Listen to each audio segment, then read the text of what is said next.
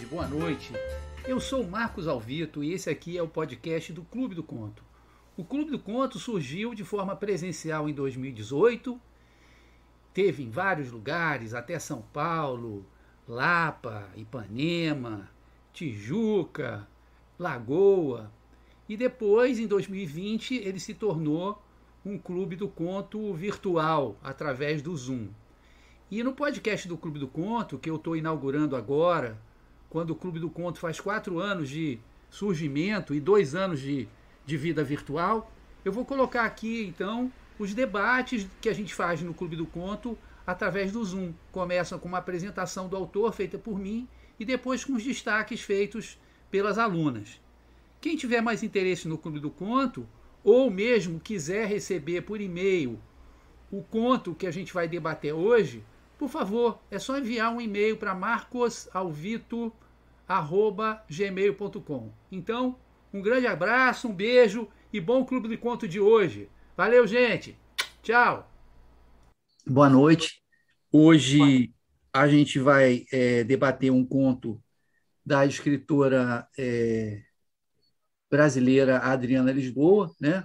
A Adriana Lisboa, apesar do sobrenome Lisboa, ela nasceu no Rio de Janeiro, em 1970, de uma família de classe média, onde a música era muito importante. Ela fala que a mãe tocava violão, o pai cantava com uma voz estilo Orlando Silva, um cantor antigo, sabe que? Assim, antes do Frank Sinatra, que tinha um vozeirão, sabe? Esse que é o Orlando Silva. E para você, são cantores da época em que o disco não era, a matriz do disco não era feita de maneira elétrica, tá?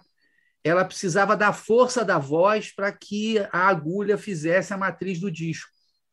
Não era o microfone que aumentava o volume da voz do cara, precisava da voz dele mesmo fazendo a matriz do disco. Então, eram cantores que tinham uma impostação de voz muito grande. Bom, então ela aos 18 anos, ela vai para a França trabalhar como cantora, né?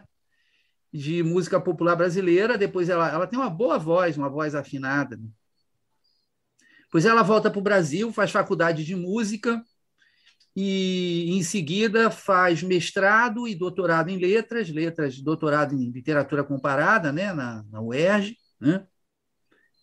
E começa a escrever. Ela já publicou 8 romances, publicou 2 livros de contos, publicou em várias coletâneas, inclusive essa coletânea chamada Aquela Canção, que foi editada pela Folha, né? E da onde eu tirei esse conto de hoje. Ela é uma escritora muito respeitada, premiada, ganhou o prêmio José Saramago, em Portugal, em 2003, né? Foi finalista de vários prêmios aqui no Brasil e no exterior. Foi traduzida para inglês, francês, espanhol, sérvio, romeno, enfim, né? Para dezenas e dezenas de línguas diferentes, né? E numa entrevista ao jornal o Globo, ela disse que um dos temas preferidos dela é a questão da viagem, a questão do deslocamento, né? Ela, além de ir para a França, ela teve bolsa no Japão, ela teve bolsa no Texas. Há cerca de 14 anos que ela vive nos Estados Unidos, perto de Boulder, Colorado, né? Ela também é tradutora, traduziu a Margaret Atwood e muitos outros escritores. Eu creio que também isso é um meio de vida para ela, né? Ela é casada e tem um videozinho muito interessante que a Rádio Televisão Portuguesa, a RTP, o RTP, fez com a Adriana Lisboa, de uma série chamada Herdeiros de Saramago, que é exatamente sobre os que ganharam o prêmio do Saramago. Vou mandar depois o vídeo para vocês, e o bacana do vídeo é ela no Rio de Janeiro. Então, os lugares preferidos dela no Rio de Janeiro, Santa Teresa, né, o Largo do Machado e tal. Então, um verdadeiro passeio, o Arpoador, é um passeio no Rio de Janeiro, né? Agora que a gente não pode se movimentar tanto assim. Então, esse é o tema preferido dela, do deslocamento, do imigrante, da relação com o outro, e que aparece, de certa maneira, nesse conto, né? Que o circo é uma coisa que está sempre em movimento, né? Então, eu acho que se encaixa também digamos assim, no tema que ela mais gosta, que é esse tema do deslocamento. Esse livro, da onde foi tirado o conto, chamado Aquela Canção, foi um livro em que os autores escolhiam uma canção, eles escolhiam uma canção, e escreviam um conto que tivesse relação com a canção. Às vezes, inclusive, como no caso da Adriana Lisboa, né, parte da canção aparecesse no conto, né, fosse, digamos assim, não só a metáfora, mas parte concreta da história. Né? Eu li todos os contos do livro, a maioria deles foram escritos por homens, tirando a Beatriz Bracha e a Lívia Garcia Rosa. Né? Então, os autores são Eucanaã Ferraz, Paulo Rodrigues, Moacir Scliar, Marçal Aquino, Zé Eduardo Algalusa, Rodrigo Lacerda, Glauco Matoso, Milton Ratum, Luiz Fernando Veríssimo, e, sinceramente, tirando o conto do Agualusa, que é bom, mas a gente já trabalhou o Agualusa, né? O único conto que presta mesmo, mas o conto do Agualusa é bonzinho, mas é um conto meio engraçado, assim, que ele escreveu para o Miyakoto, não sei o quê. É um conto sobre escritores, inveja de escritores, é um negócio que vale a pena ler. Mas o único conto que realmente presta, o único conto realmente bom, é esse conto da Adriana Lisboa. O editor ou editora foi genial, falou assim, o sujeito vai ler o livro todo falando que porcaria, mas que droga, mas que coisa horrorosa, mas que coisa triste. Aí até que finalmente ele vai ter a redenção, que vai ser ler esse conto da Adriana Lisboa, que eu considero um conto muito delicado, muito interessante, inteligente, mas o Clube do Conto não é para mim, é para vocês. Então, vocês é que vão dizer o que vocês acharam desse conto. Tá? Vamos começar, então, com a Silvia. Boa noite, Pimentinha. Boa noite, Dita. Está aqui, né? Boa noite para todos, né? Eu gostei, vou dizer também primeiro por que eu gostei do texto, porque eu gosto muito de texto cuja narrativa não seja linear. Eu acho um desafio para o escritor fazer uma narrativa que não seja linear e, sobretudo, uma narrativa curta como essa, que é o conto, e, ao mesmo tempo, tem nexo e tem harmonia. Essa é a primeira coisa que eu destacaria nesse conto, essa não linearidade e essa harmonia entre as partes e essa conclusão a que a gente leva. Achei muito, muito interessante isso. E a parte que eu destaquei, não é muito grande, na página 159, nos últimos parágrafos, Camila ficou na porta da casa. Acharam esse? 1, 2, 3, 4. É o quarto parágrafo de baixo para cima. Camila ficou na porta da casa um instante a mais do que devia. E nesse instante em que se esqueceu de si mesma, uma outra Camila acenou, convidando. Uma outra Camila passou os dedos suaves pelo braço daquela Camila, ali onde havia a marca circular da queimadura de cigarro perto do cotovelo. Mas depois a mãe pediu desculpas, até chorou, disse a primeira Camila. Ela sempre pede, ousou dizer a segunda, enquanto olhava para o espaço vazio para onde havia passado o homem verde prata. Para mim, essa passagem é fundamental. Ela mostra o desejo da menina para sair daquela situação que ele está. Quer dizer, como é que ela vai sair daquele mundo? Aí eu não sei se ela sai realmente ou se sai da fantasia, né? Mas como ela se divide, a outra Camila que vem e seduz ela mesma se desdobra no desejo de sair daquilo, e ao mesmo tempo vem a razão, muito bem contada, de maneira bastante sutil. Só em uma frase a gente já vê pelo menos uma parte da tortura do que essa menina era submetida, ao descaso, à tortura, não é? Então, a vontade de se evadir, não é, que vai acontecer depois, ela é causada principalmente por isso que está aqui, por essa mãe que tortura, não só não se ocupa dela, mas como tortura. E o homem de prata que passa como a solução, como caminho. Então, eu paro aqui. Ótimo trecho, Silvia, muito, muito bem escolhido. E a gente vai voltar a esse ponto Não aí. sei se eu me fiz entender. Já tinha marcado esse texto também, esse trecho, e Me fiz entender. concordo com você. Eu achei que isso aí é um núcleo muito interessante. Não, é central mesmo. Vamos então, depois a gente vai voltar a isso. Vamos lá. Kay, Então, só para primeiro eu explicar para a Silvia, que entrou depois, eu não comento logo em cima que a pessoa apresentou por dois motivos. Para ter uma dinâmica maior e as pessoas poderem falar sem demorar tanto tempo, e também para que no meu comentário eu não aborde outros trechos que as pessoas ainda eventualmente vão falar. Então, eu falo o mínimo possível para passar logo para outra pessoa e para eu não me intrometer numa eventual fala que viria depois. Tá? Só para você entender como é que eu faço isso. Tá?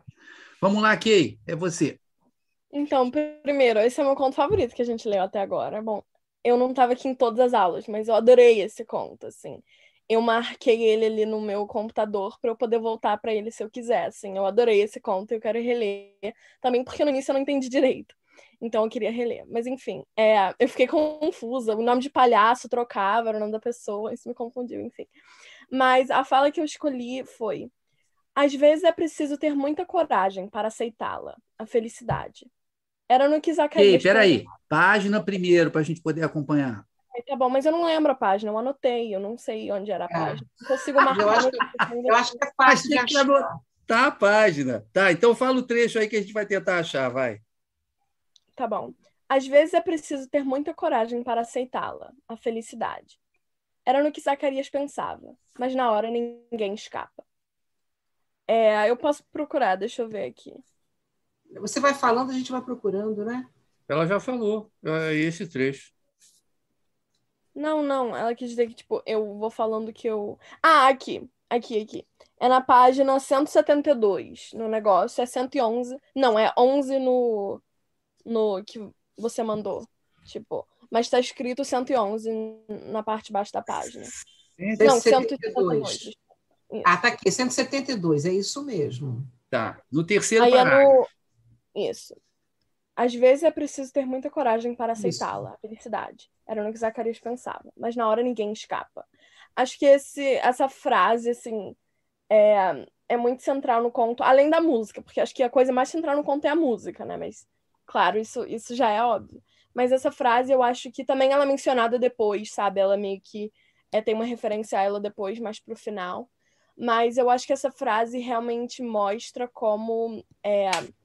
tipo, a esperança que esse conto dá e esse tema central de felicidade que ele traz, e como não só é preciso coragem para aceitá-la, como é preciso coragem para buscá-la, para sair dessa situação ruim, por exemplo, da Camila, e procurar essa felicidade no circo, que ter essa coragem sabendo que ela ia chegar em casa e ia sofrer, entende? Mas também chegando em casa e sorrindo é um sinal de felicidade. Ela chega em casa e antes de entrar em casa ela sorri, o que é uma coisa inesperada, porque a casa não traz nenhuma felicidade para ela. Mas depois de ir no circo, ela tem meio que uma felicidade interna, que é essa outra Camila, que foi criada nesse dia, sabe? Então, ela tem essa felicidade interna que depois, não sei se... que depois faz ela seguir o circo. Isso ficou um pouco confuso, mas acho que é isso. Enfim. Tá ótimo.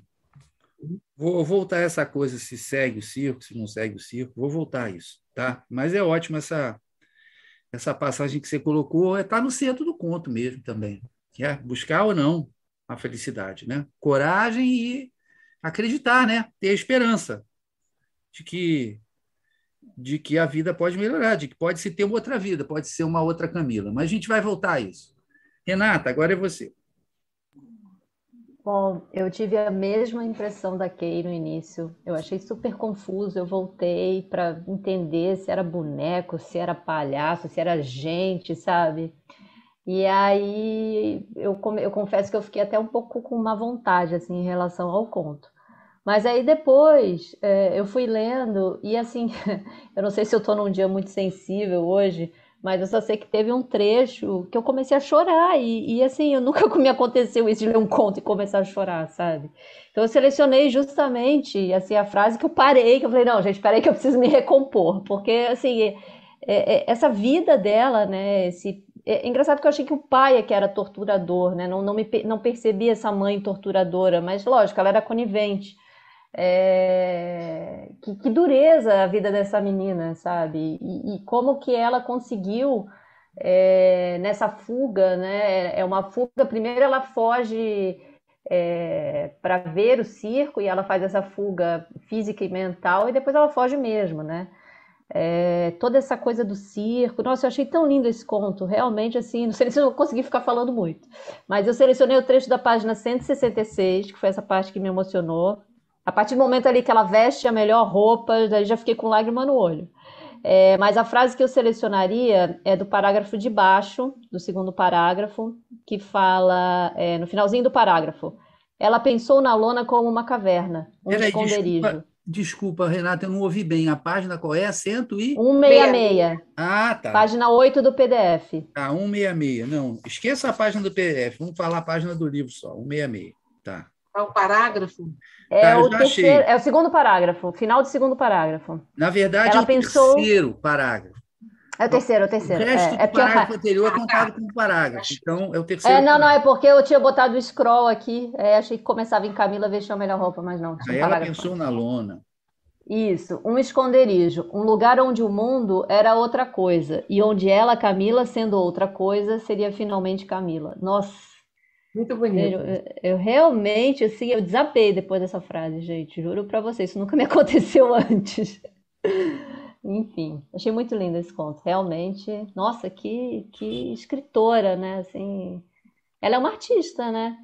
Ela é É, uma artista, porque essa parte de música, tudo, né? Impressionante. O que a pessoa tem alma de artista, né? é. Incrível. Fiquei encantada. É Complementa isso. letras com música, né? É uma pessoa de uma sensibilidade toda especial. É mesmo. O vídeo é muito bacana também por isso. A gente vê que ela é muito delicada. Ela diz que é uma carioca não típica, introvertida, né? Bom, vamos lá. Farid, obrigado, Renata. Bom, belíssimo trecho que a gente vai comentar, com certeza, até porque tem um elemento aí nesse trecho bem interessante, como metáfora. Farid, agora é você. Bom, eu também gostei do conto no segundo momento. Na primeira vez que eu li, eu não consegui também identificar bem os nomes, mas eu gostei também dessa não linearidade, que eu acho que ela amarrou bem a história, né? E eu não tenho também tanta simpatia, para falar a verdade, em histórias de circo. Não tenho essa coisa com circo, mas eu gostei do conto. Eu destaquei na página 163, o último parágrafo, um trecho que ela fala assim: acompanha os movimentos de traça no picadeiro e toca com a ponta dos dedos o nariz vermelho. Colocar o nariz, disse-lhe Traça, é vestir a alma do palhaço. É nesse momento que a gente se transforma, é quando coloca o nariz. Não sei o que vai se passar pelo seu coração, mas eu me sinto apaixonada. Então, ele ainda vai ainda dentro desse contexto do sonho, né? Eu acho que ali todo mundo vivia um sonho, né? Ela vivia um pesadelo e gostaria de viver um sonho. E aí é isso, eu acho que ficou nessa coisa do movimento, da mudança, né? Eu entendi também que ela foi com o circo, né? Ela seguiu com o circo e virou a palhaça, Soninha, né? Soninho. E é isso, eu achei que aí mostra um mundo de sonhos, né? Uma vontade de sonhar e viver aquele sonho. Né? Entendi dessa forma. Aliás, a palavra sonho também seria uma palavra-chave que é falada no final, na 173. 173. É engraçado, né, Farid? Você diz que não gosta da história do circo, mas você trouxe belamente a questão do circo para o centro do nosso debate, que vai ser, Sim. Né? Lembrando que isso não, eu não vejo é um circo eu não real, tive esse histórico. um circo literário, né? Que nem um personagem, ele é um circo literário. Exatamente. Ela recorta do circo aquilo que mais interessa a ela, né? Você vê que não tem leão, nem elefante, não tem nada disso, né? Ela fica só com aqueles que têm solos e são seres humanos, que têm nome e tal. A gente vai voltar para essa questão do circo, mas é muito bom que você tenha colocado, porque ela também joga aqui no texto. O circo não é só o lugar onde ela se refugia, ele também tem um papel simbólico nesse texto aqui. A gente vai voltar a isso. A própria Traça, né? A própria outra, a palhaça, a outra também vivia essa. Tanto é que ela queria a felicidade, né? Que é uma coisa bem. Mas a gente vai voltar. Sonhadora. A gente vai voltar a isso. Era ela que tocava a música da felicidade. Vamos lá, Pimentinha, agora é você. O trecho que eu separei é o mesmo trecho da Renata, que eu achei muito lindo. Então, acho que não precisa nem repetir, né? Não, repetir o trecho não, mas o seu comentário, se você tiver. Não, eu acho que esse conto é tão bonito, é tão poético, que eu acho que a gente devia ler o conto todo. Por mim, hoje a gente leria o conto todo de novo, porque, para destacar, tem uma única frase do texto que não tem a poesia. O conto é todo entremeado de poesia. Então, assim, claro que pode se destacar um ou outro trecho, mas ele faz tanto sentido quando você lê tudo, que é difícil destacar uma parte só. Todas as partes são extremamente delicadas, são extremamente bem construídas, as ideias são lindas. Então, assim, dá vontade de ler o conto todo, né? Só que não dá para a gente ler o conto todo. Então, também não tem outra parte, não, porque foi essa parte que eu destaquei.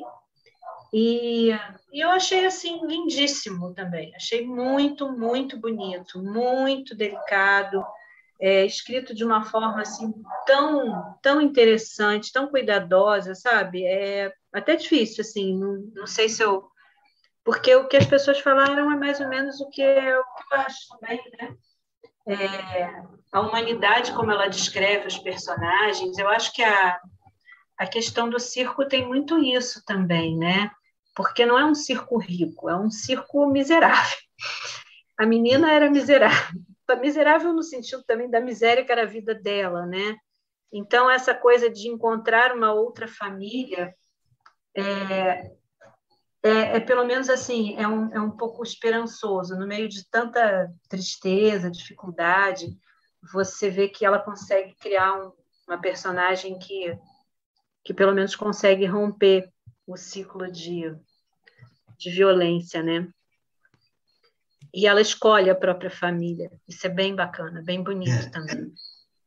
De escolher a sua família, já que a família verdadeira não era muito família, né? Ou era só de vez em quando, enfim. É lindo. Não tenho mais o que falar. É muito bonito. É lindo mesmo. Vamos lá. Eu já pode deixar que eu já vou comprar Tem um livro de conto dela que está esgotado, mas eu vou comprar o outro, tá? Quando passar mais para frente, a gente vai trazer outro conto da Adriana. Vou botar 2 contos logo para vocês escolherem, né? Vocês vão ficar desesperados, mas vou trazer mais contos da Adriana Lisboa.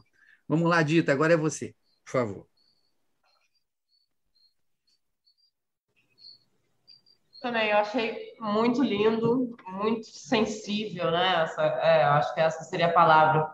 E essa coisa de ir e vir no começo, que é meio... que você se perde um pouco, eu acho que reflete um pouco a personagem. A sensação que fica é aquela meio perdida, né? E aí esse ir e vir, eu acho que traz isso também. Você se sente perdido, aí você entende um pouco como é que ela era. Eu tinha selecionado também alguma coisa que alguém falou, mas eu tinha visto um momento em que ela descreve a briga dos pais e a violência. Eu achei interessante na página 169, o último parágrafo, em que ela descreve que às vezes tem um respiro, né, no meio da loucura e da violência, em que ela diz, depois, no dia seguinte, foi todo mundo na pizza. Ela, a mãe, o pai, a Maria Alice, Luiz Fernando, Joana e Evandro. Num rodízio de pizza que tinham inaugurado em frente à rodoviária. Todo mundo riu, Maria Alice derrubou um copo de guaraná na mesa e tudo bem. E ela comeu pizza de banana, então, assim, tinha algum respiro de alguma normalidade, né? E aí sempre acabava no irmãozinho mais novo, né? Engraçado, Isso foi bom. Acabou em tragédia, né? Mais ou menos também, né? Até o momento. Sempre ia ser uma porcaria. Aí eu acho isso, assim, é pesado, mas ela bota de uma forma leve e, ao mesmo tempo, agoniante, né? Porque vai e vem, assim, eu gostei muito também. Ótimo, Dita. gostei também muito desse. Foi bom você recuperar essa questão do respiro, né? Eventual da família dela, né? Desse vai e vem da família dela, mas, sobretudo, gostei dessa comparação que você fez, do ir e vir da narrativa com também o próprio balanço da personagem, né? Do que ela sofre, né? Eu queria só dar uma dicasinha de leitura, que é a seguinte: todo mundo tem dificuldade, sobretudo no conto que a gente está lendo só uma vez e tal, tem meia dúzia de personagens, cada personagem que tem nome diferente. Então, a minha canetinha amarela de sublinhar, além de sublinhar os trechos que eu acho mais importantes, eu sublinho o nome dos personagens, tá? Porque isso ajuda na rememoração. E quando eu procuro, mas quem é esse Zacarias? Eu volto lá, procuro em amarelo Zacarias e vejo qual a definição dele. Então, isso aí talvez ajude. Agora, realmente, esse conto, também, da primeira vez que eu vi, eu tive dificuldade, né? É normal. A gente não deve se espantar com isso. Dependendo da construção do conto, ele pode ser mais complicado ou menos, não tem problema.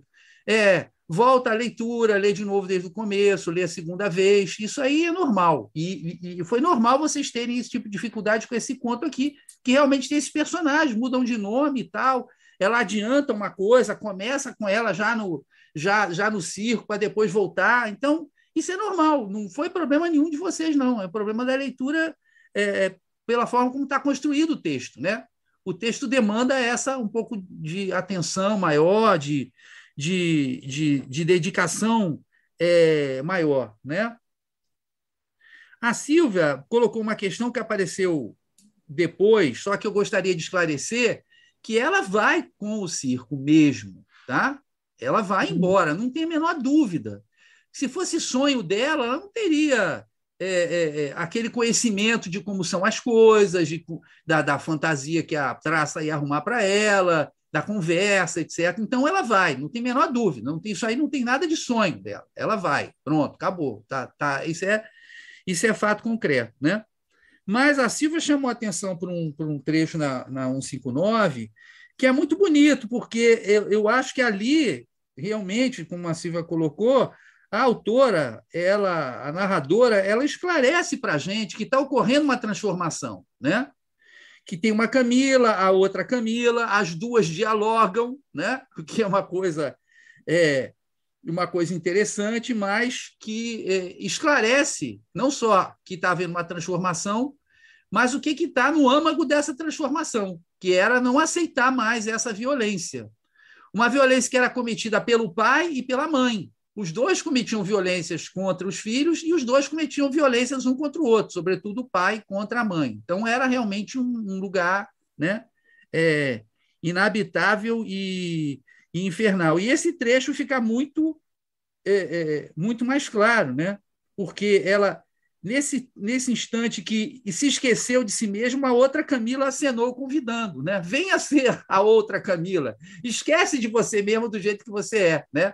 Pegou essa expressão tão batida, esqueceu de si mesmo, mas, na verdade, né, num outro sentido completamente diferente, né?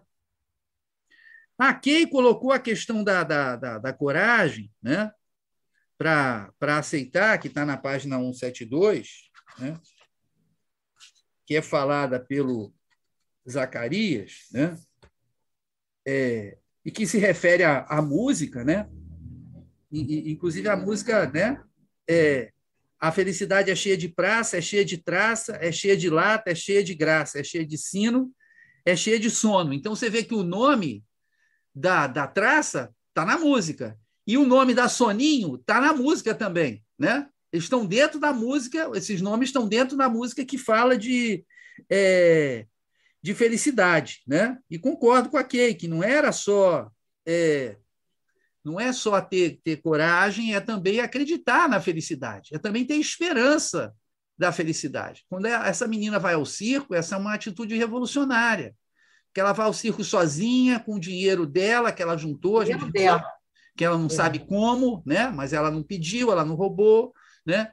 Ela sabe que ela vai sofrer uma represália, né? E ela sorri, a Kay lembra que ela sorri quando ela chega, Ela sorri, que não era uma coisa que se esperasse muito, porque a gente fica esperando o contraste dela feliz no circo e ela chegando em casa e de tristeza, mas ela sorri corajosamente. Não, eu consegui fazer o que eu queria, agora estou de volta ao inferno, né? Mas eu sei que não existe só um inferno, existe uma outra possibilidade, um outro lugar para eu ir, uma outra vida para eu poder viver. Então, E aí eu chamo a atenção para a autora, a Adriana Lisboa, esteve no Japão, ela diz que ela gosta do budismo. Eu acho que, além da sensibilidade, a escrita dela é muito delicada. Então, a maneira pela qual ela fala, por exemplo, da violência que existe dentro da casa dela, é uma maneira que ela não é fria, né? Ela não é fria, mas ela não é dramática também, né? Porque o que importa nessa narrativa é a transformação, né? E não o que vai ser deixado para trás. O que vai ser deixado para trás ele é pontuado minimamente, mas sem drama, sem apego àquilo, né? Sem apego ao sofrimento. Mas ela sofria tanto, não sei o quê, parará. Não. Você podia escrever esse conto de uma maneira muito menos delicada, de uma maneira muito menos sutil, e ia nos atingir muito menos, porque a gente que coloca o sentimento ali, a gente que imagina, ela só fala, não, ela olhou o braço com a queimadura e tal, parará, né? Ela evita o estardalhaço, né? Ela evita a emotividade excessiva. Ela quer que a gente pense, que a gente sinta aquilo, que a gente compreenda, né? Eu acho, Renato, que esse conto é muito sensível mesmo. Também, quando eu li ele, primeiro eu estava furioso. Pô, você vai comprar um livro, tem uma porção de autores, Milton Ratum, Eucanaã Ferraz, esses autores que enchem a boca e tal, tudo homem.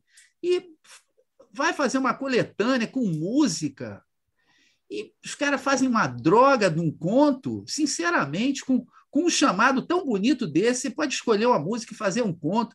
Poxa, sinceramente, fizeram coisas preguiçosas. Aí você chega no final, a Adriana Lisboa, que eu nunca tinha lido, fiquei, como diz em inglês, mesmerized, né? Fiquei totalmente impactado com esse conto. A Renata também chamou a atenção para o fato de que há duas fugas, né?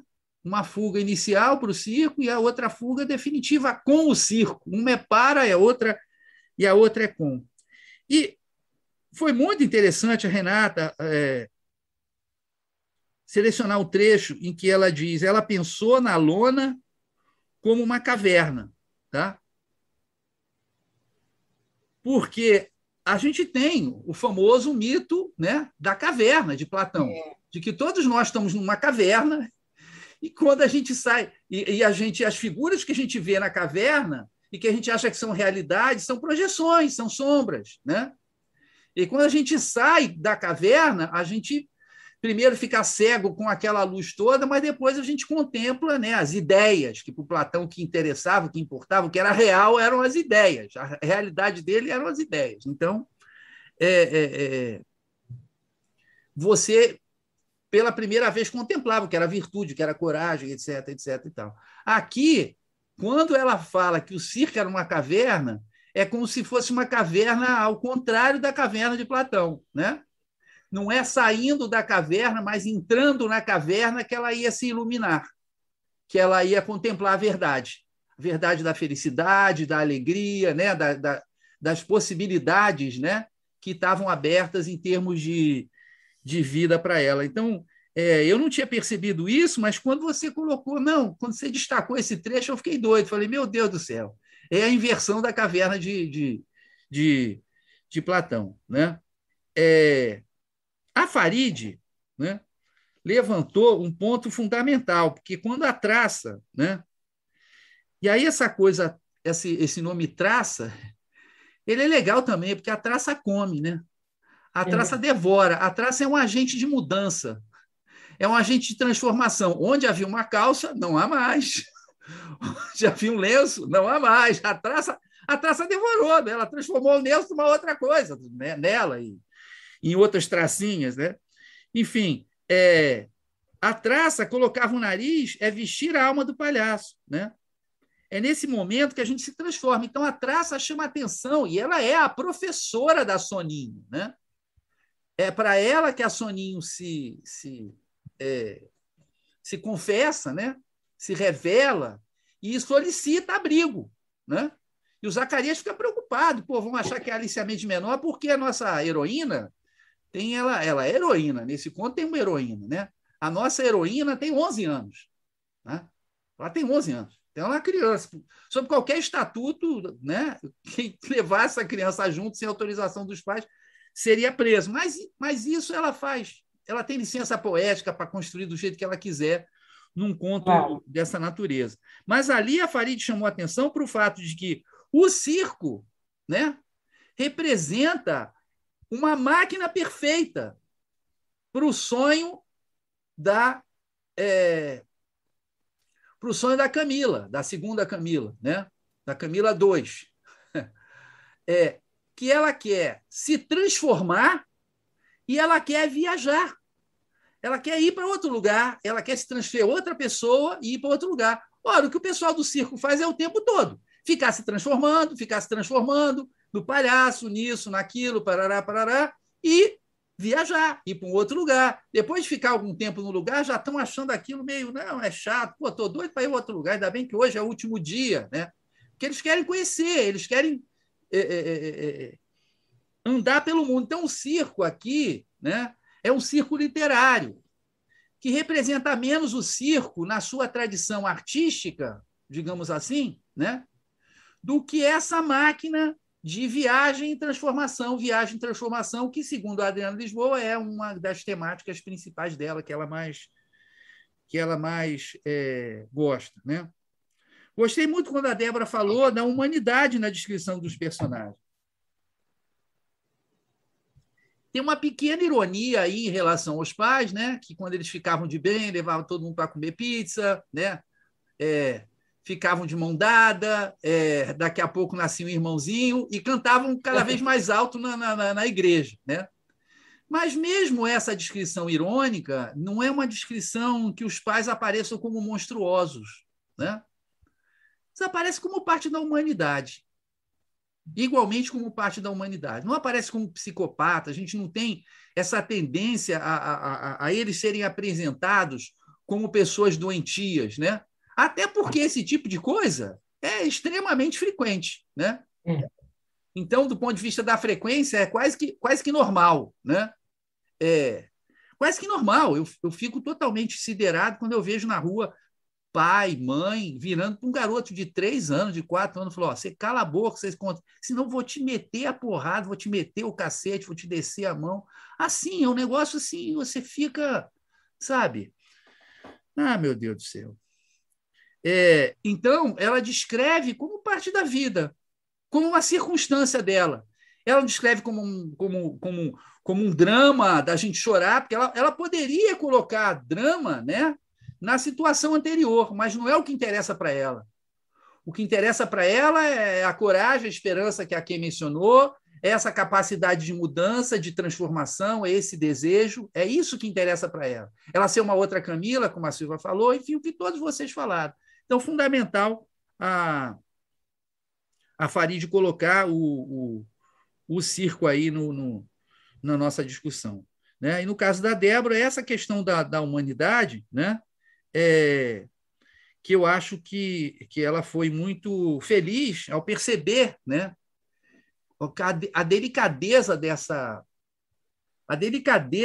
narrativa. Ela não é uma questão de estilo, tá? A delicadeza dessa narrativa é uma questão filosófica. É como ela encara a vida, como ela encara as pessoas. Não é assim, não, vou escrever aqui de uma maneira minimalista e tal, não carregando as emoções, porque isso funciona melhor. Não. Isso transparece como a voz da narradora. Né? A voz da narradora ela é delicada, porque ela toma cuidado com os seres humanos que ela tá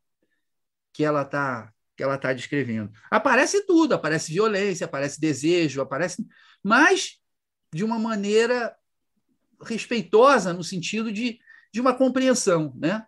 E aí é um negócio meio budista mesmo. O budismo diz que você tem que primeiro para perdoar a si mesmo, para depois perdoar todos os outros, né?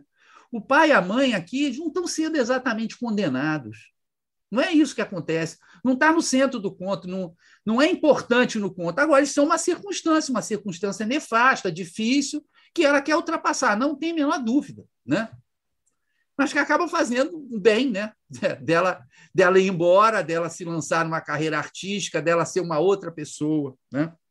É engraçado que ela tem o nome de Soninho, né?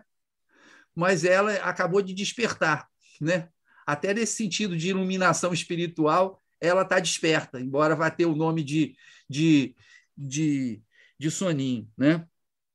Posso só acrescentar uma coisa só? Pois não, Silvia, à vontade. Na página 169, eu acho que tem uma frase aqui em relação à casa que ilustra bem essa situação dela que você está dizendo. Que os pais não são perversos, não são psicopatas, são pessoas, de uma certa maneira, do senso comum que a gente conhece e que briga, que se altera. Quando ela diz da casa, no segundo parágrafo, a casa parecia alguma coisa que alguém tivesse sonhado, bonita e feia ao mesmo tempo. Eu acho que essa também era a vida dela, bonita e feia. Quer dizer, não era inteiramente mal, era inteiramente boa. Na segundo parágrafo da página 169. Ela evita uma descrição maniqueísta, uma descrição binária. Ela não é maniqueísta, né? Exatamente. Ela evita. E a Dita chamou muito atenção nesse ponto, né, de como pai e mãe são caracterizados daquela situação, mas, sobretudo, eu gostei dessa ideia da Dita de que o ir e vir, né, estão muito bem caracterizados na forma pela qual está construído o próprio texto, né? Que é porque e aí tem uma outra lição. Se esse texto tivesse construído de uma maneira linear, né, além dele ser menos interessante, né, menos rico, menos desafiador, né, ele seria um texto causal, né, que teria uma lógica causal. Ela sofreu isso aqui, então ela foi lá e fugiu, né?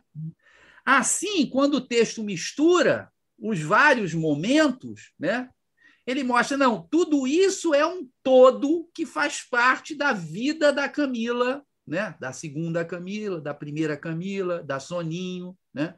Não são a mesma pessoa, mas estão totalmente entrelaçadas, né? Só existe a Soninho porque existiu a Camila 2, mas só existe a Camila 2 porque existe a Camila 1, né? E já um encadeamento linear poderia falar, o conto ia cair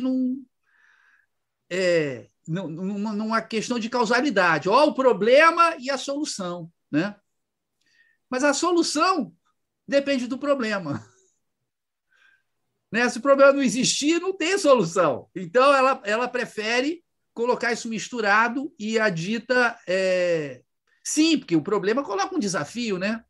O problema coloca um desafio, né? Por isso você fala, a pessoa mimada e tal... Né?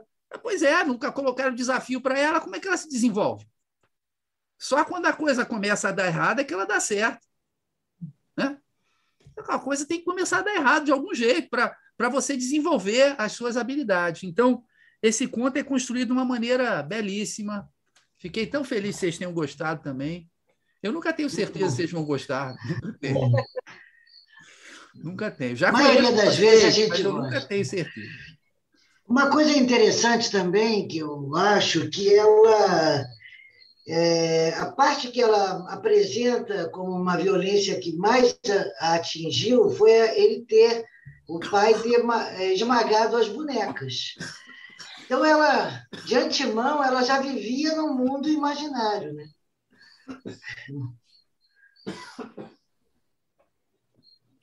Aquilo doeu muito, né? Aquilo ali foi a coisa que mais violenta para ela, foi aquilo, ele ter esmagado as bonecas. Perfeito, Farid. Vamos pensar. O que é a boneca? Inocência. O lado criança, né? O imaginário. É o imaginário, mas é a possibilidade de um outro. Eu agora sou a Laura. Sim, e a Laura vai conversar com a Cristina. A Laura agora é a mãe da Cristina, mas eu sou a Laura. Não, mas Então, a boneca representava essa possibilidade de uma fuga para ela, dela ser uma outra. Não só dela imaginar um outro cenário, mas dela ser uma outra, dela se encarnar. Desculpem, eu nunca brinquei de boneca.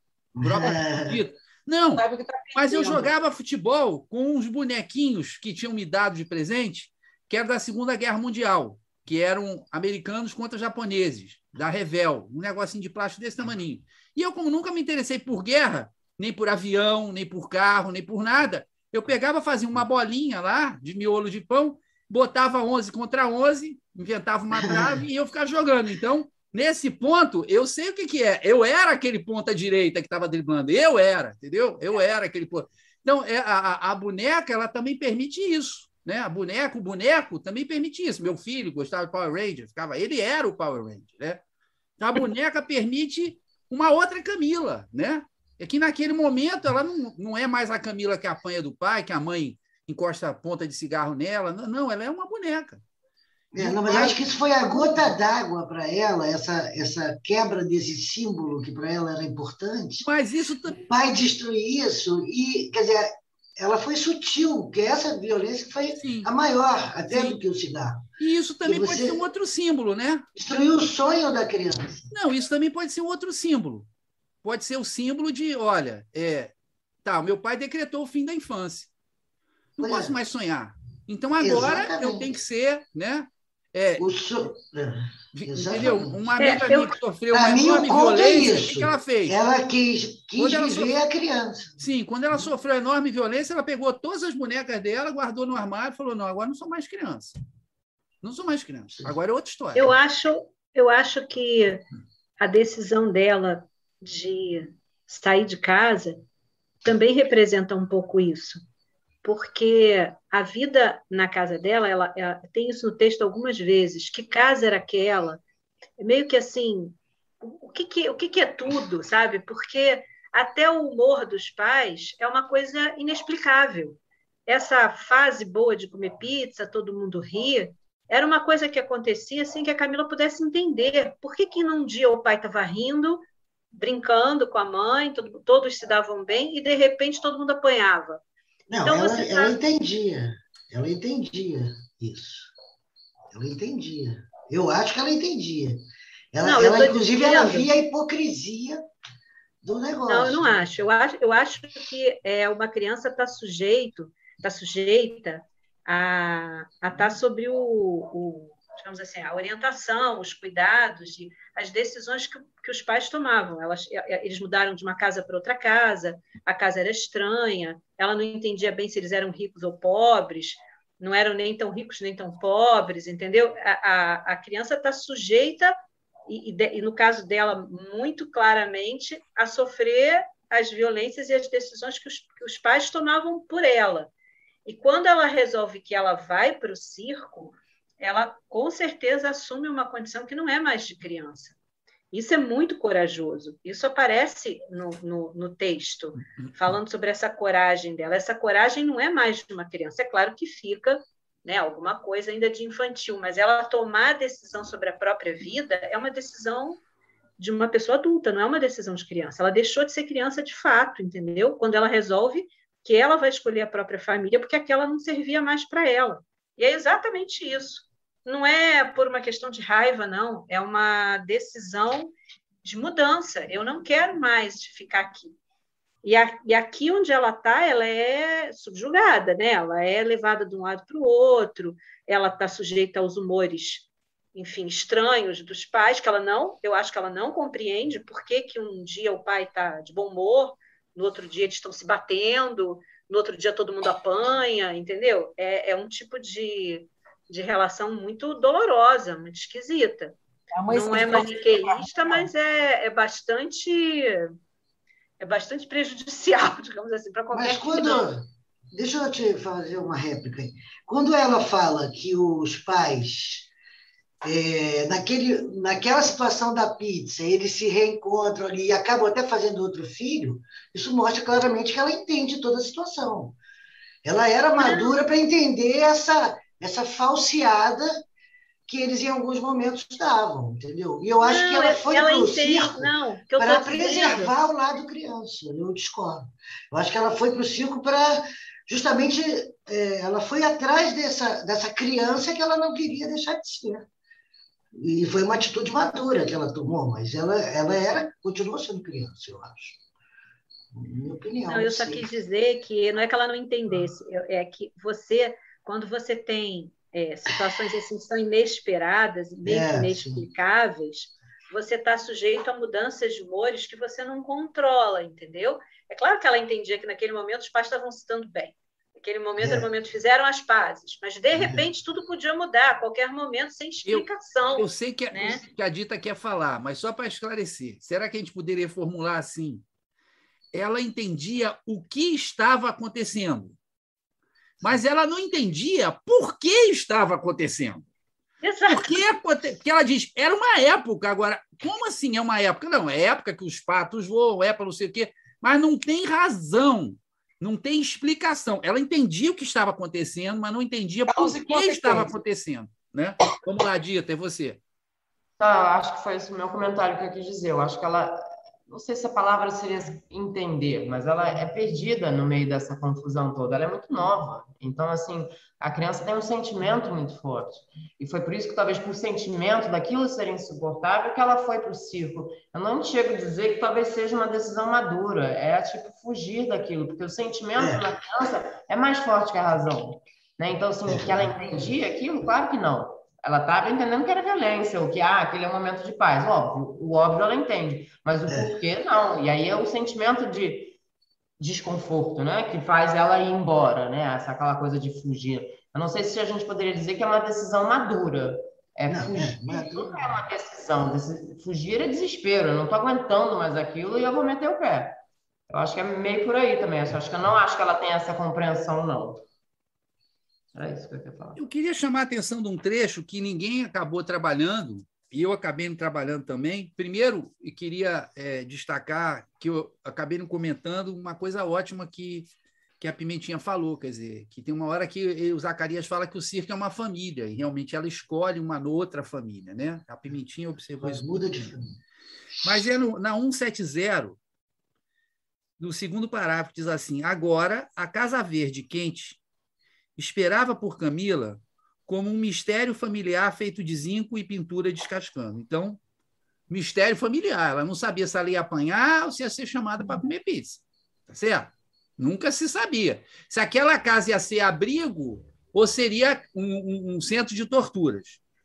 Mas havia alguma coisa mais misteriosa ainda dentro dela, Camila. Alguma coisa doce, como pizza de banana e maçã do amor. Alguma coisa cujo nome ela desconhecia por completo. Lembrando que pizza de banana ela come com os pais, mas maçã de amor ela come lá no circo quando ela vai sozinha. No caminho de volta para casa, depois do circo, aquelas duas Camilas, que às vezes conversavam dentro dela, fabricaram uma terceira, com estrelas no alto dos olhos. Essa terceira Camila não era nenhuma das outras duas, embora fossem ambas. Era como se ela pegasse duas bonecas, olha a boneca aparecendo aqui, como símbolo de você encarnar um outro, de você se transformar. E trocasse primeiro as pernas de uma pelas da outra, depois as roupas da outra pelas da uma, e misturasse os brincos, os sapatos, até que tivesse uma boneca inteiramente nova, ainda que fabricada com restos. E as meninas fazem isso, né? Trocam as roupas e tal, não sei o quê. Só que no processo, é claro, sobrariam coisas. Camila poderia guardá-las para um dia, quem sabe, ou simplesmente jogar fora, né? E aí ela chega, quando ela chega, ela está transformada, e aí sim, o ponto que a Kay colocou, ela sorri, né? Ela não sabia qual era o próximo gesto dela, mas ela sorri porque ela pensa, eu estou transformada, agora não adianta. Né? Pode me botar dentro da casa, mas eu já sou outra pessoa. Né? Eu já me transformei. Que o conto é sobre isso, sobre essa transformação interna. Né? E tem umas coisas que são da delicadeza, por exemplo, o Zacarias é totalmente apaixonado pela traça, né? Pela traça. Mas a traça não quer nada com ele, né? Tem uma hora que ela fica satisfeita, porque ele vai lá e bota a música e tá para levantar e tal, e ela fica contente, vai dar um beijo nele, e fica lá sem pensar um bom tempo, porque ele não sabe o que fazer. Isso também tem essa delicadeza no texto, né? do lado do circo, esse desejo, ele não força um caminho, né? Ele não assedia a traça, não tenta, não, ele percebe e continua ali apaixonado e tal, mas é um detalhezinho do texto, né? Mas é tão interessante que esse texto é feito desses pequenos detalhes, é uma montagem maravilhosa, né? Bom, eu vou mandar para vocês o vídeo de 27 minutos, feito pela RTP, a Rádio e Televisão Portuguesa, com a Adriana Lisboa. Ela fala muito pouco de literatura, tem muito Rio de Janeiro, né? Mas acaba dando para perceber quem ela é, uma pessoa muito delicada também, muito equilibrada, politizada e tal, muito bacana. Parece ela passeando com o marido dela pelo Rio de Janeiro todo, elogia Santa Teresa, fala que Santa Teresa é o lugar, se ela voltasse a morar no Rio, moraria em Santa Teresa. Aí, Kay. E os contos da semana que vem... Antes de pensar em mudar. Dá uma escutada nisso antes de se mudar. Pô, mas é obra em frente, é obra do lado, é obra em cima, é obra tudo quanto é lugar, é barulho de moto, de tudo. Não aguenta esse barulho, né? Santa Teresa é o máximo. Eu não gosto. Tudo mais. Na rua onde vocês moram é mesmo, mas não na rua que eu moro. Passa ônibus. Nós somos vizinhas, né? É vizinho de 600 metros, mas é totalmente diferente. A rua de vocês não passa nada, né? E a minha passa de tudo. Bom, mas... Nossa, a rua é linda. Você mora na Rua Áurea? Moro. Jura? Número 100. Então. E aqui é número 50. Bom, 50. Semana que vem vão ser os contos de uma autora jovem que foi muito bem recomendada pela Naomi Jaffe. Não sei se vocês lembram da Naomi Jaffe, que escreveu um conto que a gente trabalhou, Com Gás ou Sem Gás. Lembram? Então, é ela que faz a orelha dessa autora jovem, que atualmente tem 38 anos. Quer dizer, eu achei os contos dela intrigantes. Não são difíceis de ler, né? São muito interessantes. São meio...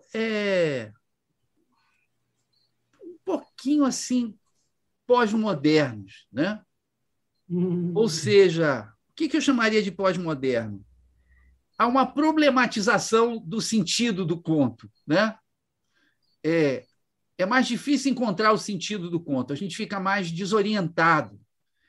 E o pós-moderno ele quer exatamente criar na gente essa desorientação, mas ela escreve muito bem, né? É muito interessante, tem os seus pedaços mais doces, mais líricos, sensíveis, né? Vale a pena. Vou mandar, então, 2 contos dessa autora amanhã, que já estão devidamente escaneados, né? Mas é uma coisa totalmente diferente, né, da Adriana Lisboa, que eu sempre gosto de sair de um mudar. Não quer dizer que vocês não vão gostar, mas é completamente diferente. Tá? Então, são esses os contos da semana que vem. Tá legal? Gente, obrigado. Boa noite a vocês. Brigadão. Acho que tivemos um debate bem bacana hoje. Legal. Prazer, Kay. Valeu. Boa noite para todos. Boa noite. Tchau. Tchau. Beijo. Beijo. Valeu.